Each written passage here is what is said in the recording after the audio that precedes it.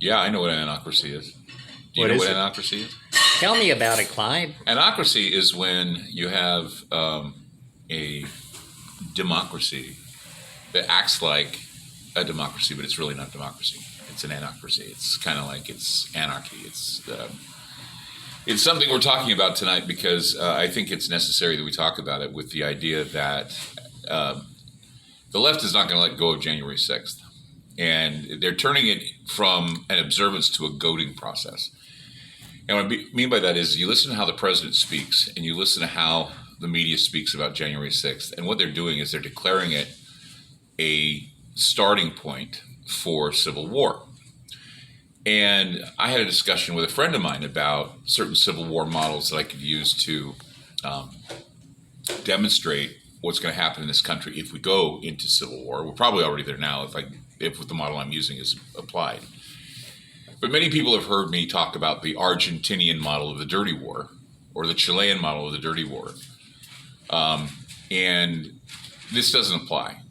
I've projected in the past that the dirty war application would be the model, but I'm beginning to realize after I saw the movie Belfast that what we're looking at the Northern Ireland conflict model, which would be, we go about our business every day until one day we hear about a bombing at a synagogue, or we hear about a bombing at a school, or we hear about a mass shooting, or they tell us that we have to stay in our homes because there's a gang, some sort of army, some paramilitary group is going to go after another group, or Antifa is going to fight some other group. And we've kind of gone through that here in Oregon with dealing with Antifa, Proud Boys, and Patriot Prayer. But it's going to be on a larger scale if they continue to goad the right, the extreme right, with the extreme left goading with the idea that we should compare what happened on January 6th to 9/11. It's becoming, like I say, hyperbole for the sake of goading and gaslighting and getting people to get angry. Not only that, but some of the things that they're planning after COVID and what they're doing just before COVID is also something that is pushing us towards this idea that people aren't going to take it anymore. They're going to fight. And so that's what we're talking about tonight on Ground Zero.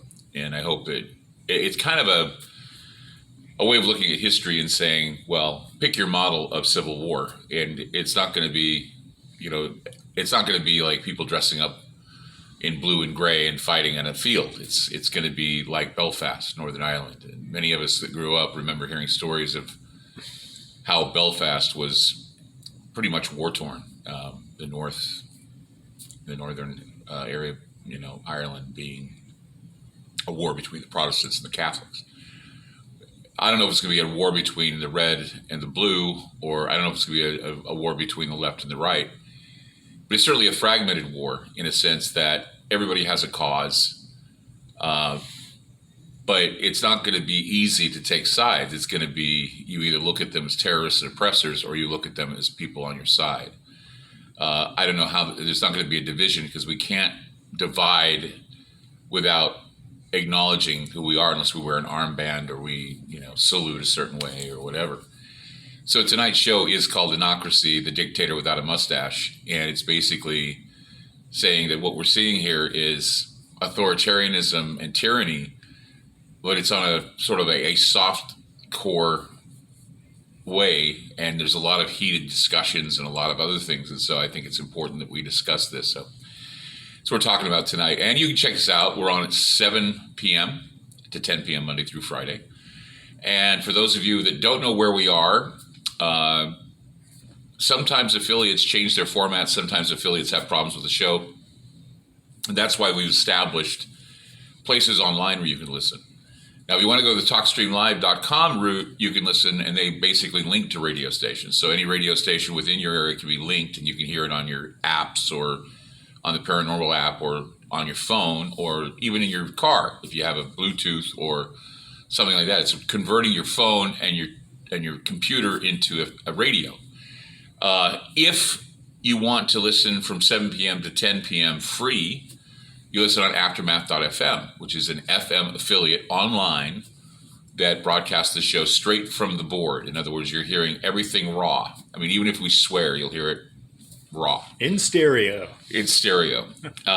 You'll hear that. I'm saying if we swear. We don't usually swear, but some people sometimes do, and we got to block it on the air, but it can't on that because it's going straight through. So you can listen on aftermath.fm for that. Also, On Beyond Zero is on aftermath.fm. Aftermath.media is the example of what is known as a digital platform that we've created.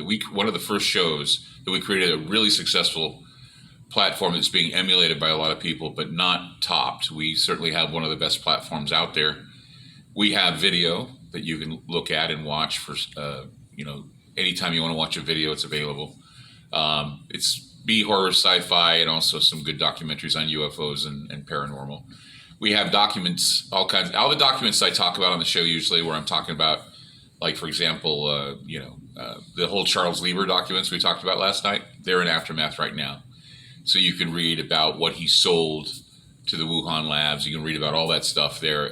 We dig out the documents. We have them in the library, and I use them all the time for shows. Also, we have study groups, meaning we get personalities that you know of, you've heard on the show, that have study groups, and people that you've not heard on the show, but historically they have a major impact on the conspiracy theory realms or the conspiracy theory genre, like Bill Cooper and Tracy Twyman and Mae Brussell, and we're going to work on getting Jordan Maxwell. Yeah, he had a stroke the other day. But did he? I'm sorry to hear that. But we're trying to get people who are not normally available to get their material available in our library, and maybe even make personal appearances in our library. It's growing, but the only way we can grow and grow more is you can get more people to sign up. We have a minimum $10 to basically get the library, and it's $10 a month. We have yearly subscriptions. We have family and friends subscriptions. These are all low cost, and it helps the show, keeps us on the air, keeps us, building more material. In fact, we're working on other forms of entertainment for you on Aftermath. It's even going to be bigger and better for 2022. So whatever money we get, a lot of it goes back into the platform. We certainly, though, need a lot of it to keep the lights on, to keep things on.